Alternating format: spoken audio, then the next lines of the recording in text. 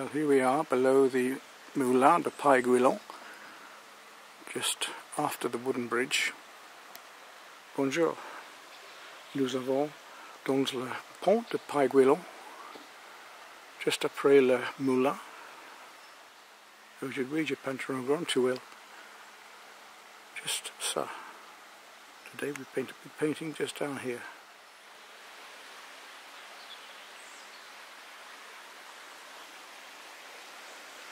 The Pont du Puy Guillon.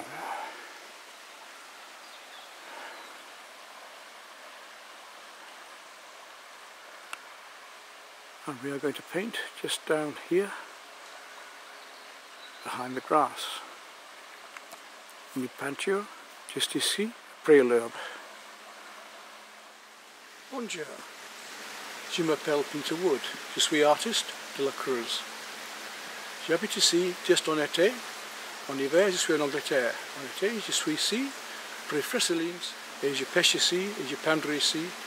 En hiver, je chasse, et les peintures en Angleterre, en Lincolnshire, l'Est Côte. Il y a beaucoup de bons artistes de la région ici. Il y a beaucoup de bons artistes avant. Monet et tous les impressionnistes habitent ici, et peindre ici aussi. J'adore Monet. Après, je suis 13 ans, j'adore Monet et tous les impressionnistes. Monet est le père de l'impressionnisme. Il est le maître de l'impressionniste, je pense. J'adore Sisley, Pizarro, Bonnard, beaucoup de peintures ici. Dans cette vallée, il y a beaucoup de peintures matinaux. À Celle de Moi, à Creuse, ici à Fresselines, à Aiguillon. C'est une bonne vallée pour les artistes. C'est très beau ici. La rivière est belle, les deux creuses, le grand et le petit. Aussi, toute la campagne est très beau. Toutes les saisons. Il y a beaucoup de forêts, beaucoup de foies, avec toutes les couleurs. Le bon oiseau, la tranquillité, la nature. Personne normalement ici. Je suis ce matin, il n'y a personne ici. C'est très tranquille. En printemps, la chanson de l'oiseau. Maintenant, juste avant automne, il y a beaucoup de couleurs. Aujourd'hui, je peinture juste à gauche, une grande toile. Je peinture la couleur brune avant. C'est une demi-couleur. Le village de Fresselines, excepte moi, un artiste de la région, un artiste de Fresselines, aussi de la Creuse. C'est vrai, je suis anglais, mais pour moi, c'est un grand honneur. Merci, Fresselines. Je ne connais pas prochain. 45% des Anglais ne voudraient pas Brexit. Brexit, c'est pas bon pour nous. J'adore la vie ici. Mais c'est le politicien, le jeu de la politicien. Je ne connais pas. L'année prochaine, j'espère, tout est bien, je suis ici. Mais le règlement changé. Alors, pour le moment, je peindre ici, maintenant, j'ai la joie de vivre ici. Avec moi, s'il vous plaît. Peinture avec moi. Well there, in case you didn't know, I'm English. My name is Peter Wood. I'm an artist from England. But I'm an English impressionist. Je suis un impressionniste anglais. C'est possible? Oui, c'est possible. It's possible? Yes, it's possible. I've always adored Monet since the age of 13. And I paint in many ways and many styles and adore many artists. And in this region there are many other good artists as well. But this morning and today I'm coming down to try a big canvas here. Big challenge for me. I'm going to use the sponge roller as well as other textures. See how far I get as the light comes up. It's only just past, just coming up towards 9 o'clock now, 8 minutes set off. I love the life here, but of course we don't know what's going to happen in the future. We have the virus right now, and next year in spring we have Brexit coming in, which I didn't agree with personally, but I wouldn't living over here as well. I spend my summers here painting and fishing, and my winters in England as I'm retired. I'm mainly painting my winter series. I'm painting little cafe scenes. Here I paint more from plein air. Well, let's see how we get on, and come and join me in my painting now as I go down by the Petite Creuse here. Two cruises, the Grande and the Petite, and the little one comes down and meets the Grande a bit further down here.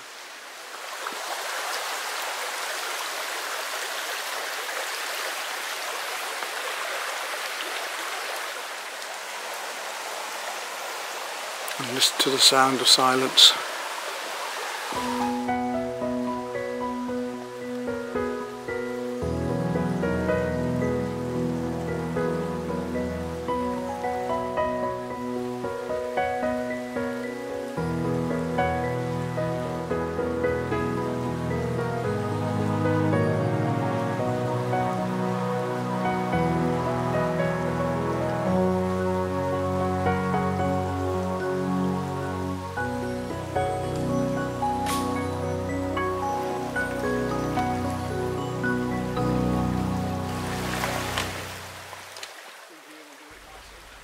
Well, I've set up my canvas with a brown coated easel and underpainting of burnt sienna and a little bit of black just to darken it.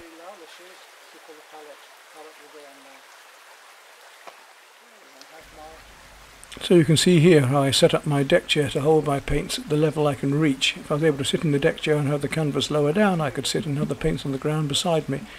With a large canvas like this, it's not so easy, so I've set everything there. You see also I have my sponge roller, a sponge, and I shall show you soon how I use some moss from the wall to paint with as well. Oui, grande tuile, les pinceaux, beaucoup les pinceaux différents, le flat et le filbert, de l'eau, le palette pour le mélange, éponge, crayon, calque, et tous mes couleurs. Beaucoup les belles couleurs. First I must start by drawing with the chalk. So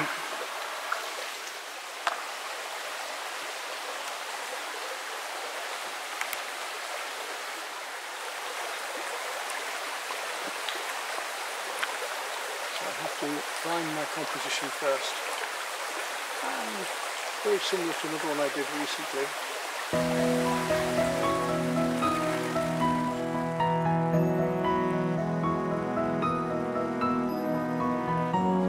Well, I'm going to speed the film up now so you can see how the whole drawing can be done, very loosely but reasonably accurately, enough for the painting. All I need are the basic composition and shapes and proportions.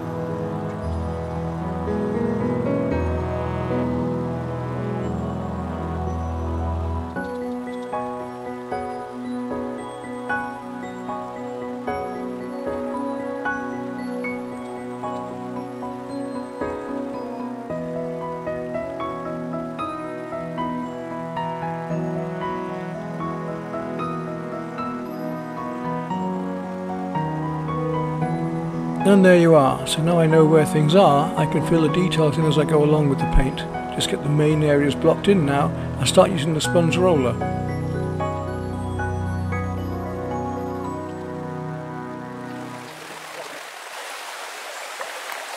So voila, the composition. And I roll my roller through the brush. So I'm mixing my paint up in the palette with a nice big 1-inch brush. I keep a separate little paint roller palette for that. And I'm going to be painting over this brown ground, a bit like Constable did.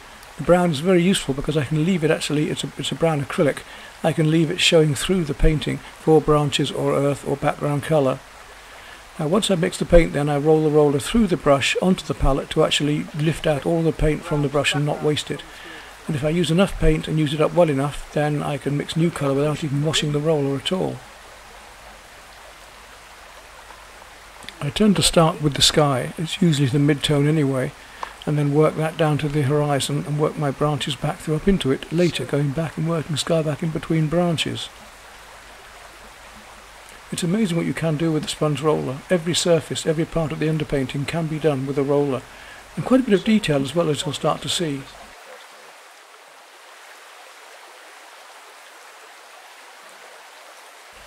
As I've said before in using brushes, when you have a colour on your brush, use it wherever it is. It's my jigsaw method. The colour's on your brush, wherever it is on the painting, paint it in. Keep the whole painting going at once so it's coherent. It's stupid having to wash your brush every single time to then remix the same colour on it again later and waste colour.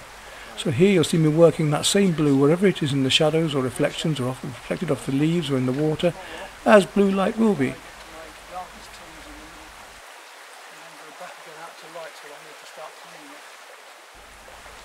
So what I'm doing is looking at the different colour hues as well. Every blue has a warm and a cool, every yellow, every green. Here I'm going to work from my mid-tones outwards and gradually down towards my darkest. Then I'll come back upwards, brighter and brighter, with the sponge roller, just making an effect of light, an overall effect of light, to paint my details and texturing over.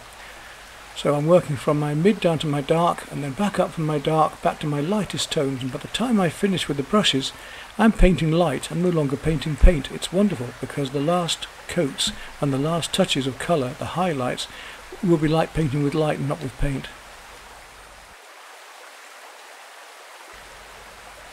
It's surprising how versatile the sponge roller is. You can see me here working gently over the surfaces, giving an effect like a glaze, a textural glaze. If I put a lot of paint on the roller, I get a very textural effect like moss. If I put more paint and press harder, I get a nice fat slab of paint, or a nice even coat of paint. So I can use the edge of the roller as well to do lines, or little strokes to do leaves. The roller is very, very versatile, far more so than you might think.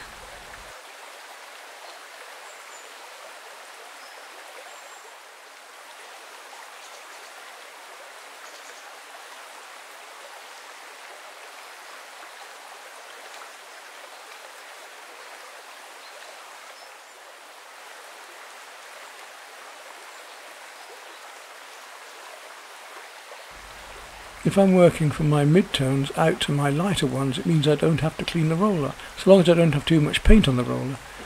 So I can just mix a new colour and gradually blend that back in or over the previous one, giving a lovely coherence again.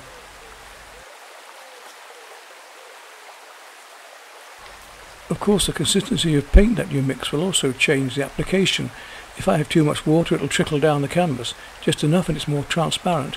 And here you see me putting on much thicker paint for those surface leaves, so that they are not transparent, they're opaque. We can slab them on and then gently mould them in if I want.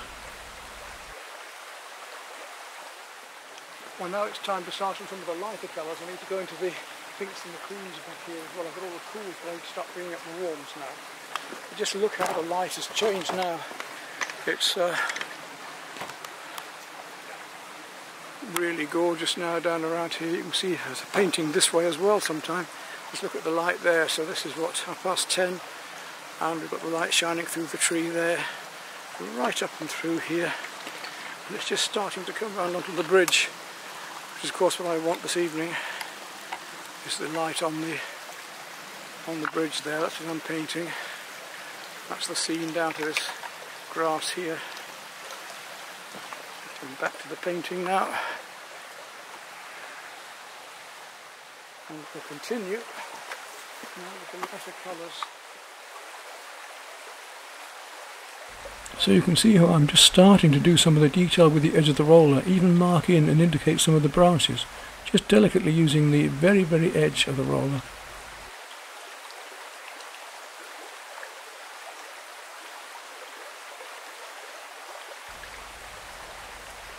And again I repeat, when the colour's on my brush from my roller, I try and use it wherever it is if possible, gradually building up in layers. It's a bit like a jigsaw. We paint all the correct colours in the right places, in the right shapes, relevant one to another. So here I built up a load of tones that are all correct one to another, and I'm gradually building up those tones and shapes one over the other now, not in between. Not like placing colours into a jigsaw, but by gradually working layers over them, a bit like a glorified watercolour in a way, except that here with acrylics you have the advantage of being able to work light over dark and dark over light. You see me doing it now, just starting to work up with the roller, putting the light bits of colour from the sky back in between the trees now.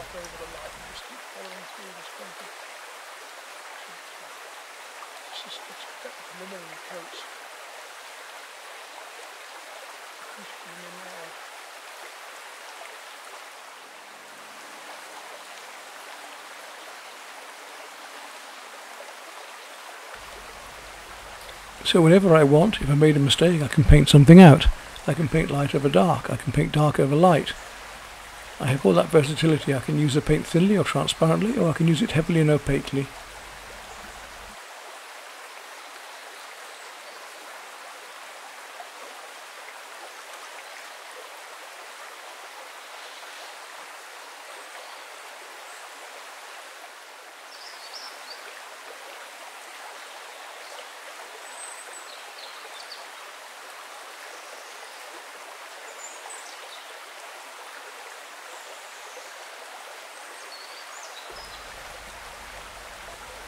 This means that we can virtually complete an entire painting with just the sponge roller, if you wished.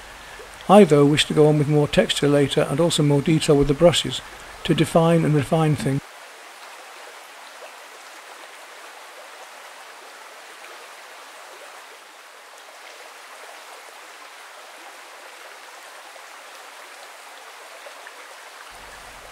So normally when I'm starting a painting like this, I'm working from very loose to much tighter and tighter. That way it's me that's in control. I can tighten whatever I like, whenever I like, and how I like. I can finish when I like. I can take it right through to being photographic if I wish. At the moment I'm just making an atmosphere. I'm making an impression. I'm making an impression of all the shapes and the colours and the mood and the light. And then I say I will gradually refine and define.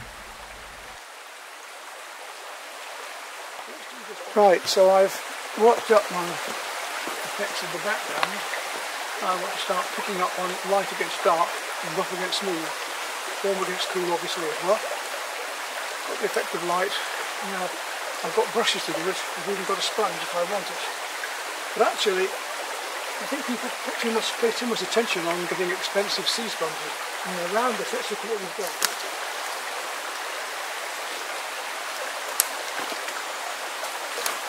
For instance, I've got this lovely moss here. Let's look at that. And you'll be surprised what we can do with just something like that in our painting. Let's just take a look at some of these leaves in the background. I'm back in my palette now, so I'm going to be mixing up directly in the palette now rather than yellow in it. Let's just see what effects we can get with a piece of moss. Dipping it in there, and you can see that lovely effect we can get. I'll show you on the camera a bit more closely. I want some of these small leaf effects in the background. I want to mix up some very light green, yellowy green in the background there. And let's just dip my bit of moss into that, and you see what we can get. Rather lovely, this texture of leaves coming up behind here. That's the trees there. You can use a sponge, but you've got natural things around us which we can make texture with as well. It's great fun. The material Peindre.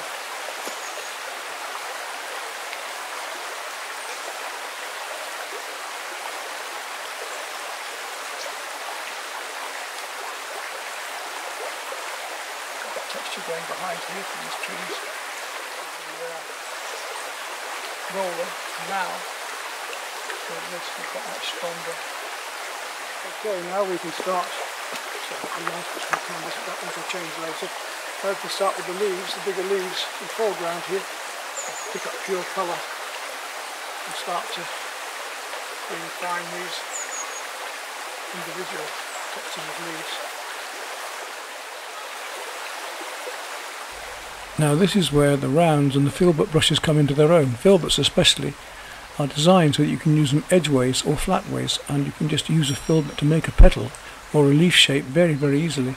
So by using larger or smaller filberts I can make the leaf shapes. Also I can use them on the edge rather than the rounds at the beginning to make finer lines like branches or twigs, as you see me doing here.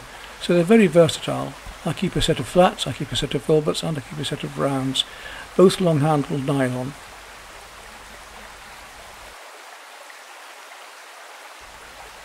As I said earlier, if we start loose we can finish tight. But equally the other way around, you can't usually start tight and finish loose. It's very hard to go back onto a partly finished or completed painting and work loosely into it.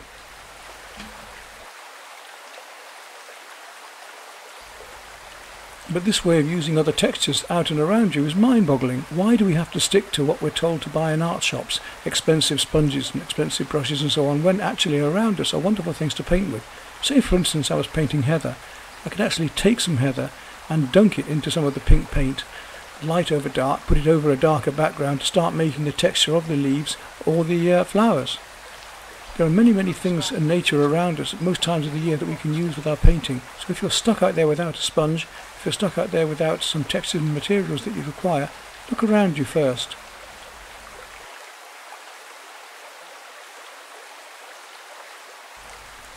And when I'm talking about starting loosely and finishing tight, this is also very valuable in complicated things. If I just hint at things at first and gradually build them up, such as the stones and the rocks and so on in the foreground and on the screen, I can gradually build up the surfaces and pick them out. I can put the major rocks in, I can hint at the various tones and colours, and then gradually at the end come around those stones with the darker shadows and put highlights on the top. Here you see me putting in little branches and highlights, and also some of the leaves that are catching the highlight.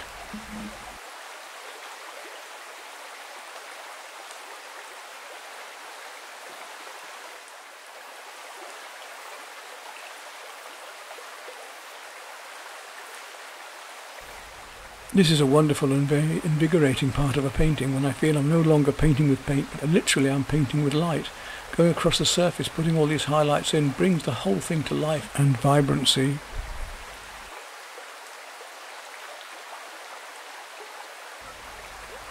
So what are the major techniques in our armoury? We have the light against the dark, we have the warm against the cool, we have the rough against the smooth. And if we define further, we have the colour hues, the warms and the cools within the colours. We have the colour circle and the complementary colours. So we can take all of these chemical things and use them in our armoury to play together. Rough against smooth, light against dark, warm against cool, constantly here. And you see this in the painting, how things regress into the background where they become cooler, how things are warmer in the foreground, how the warm and cool leaves in the shadows, the cooler leaves under the shadows and the warmer leaves catching the sunlight, playing the colour hues, the texture, which I did with the moss in the background for the fine leaves, and then the larger brush strokes or sponge strokes in the foreground, and so on. All these different tones one against another, light and dark, hues against one another, warm and cool, and the textures one against another, rough and smooth.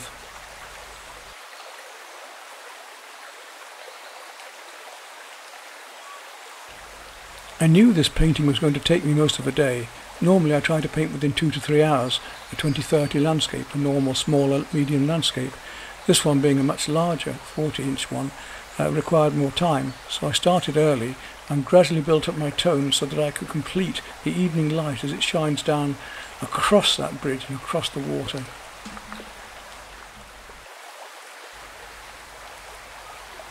Another tip to remember when painting reflections in water is to normally paint the depth of the water first, the reflections in the water, with vertical strokes, and then come back to the surface of the water afterwards with your horizontal.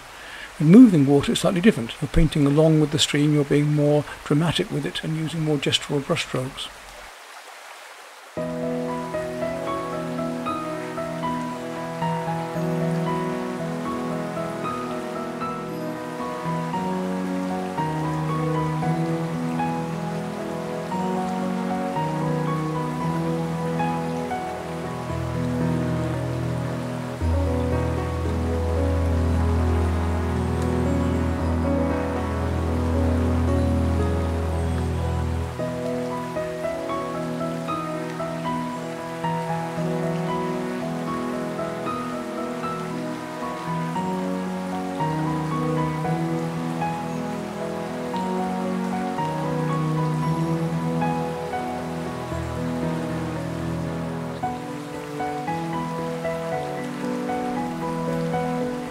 Well, I hope you've enjoyed this little event, painting with me on the cruise, painting with me in fact on the Petite Creuse, just before the big cruise joins at the confluence where Monet painted many years ago.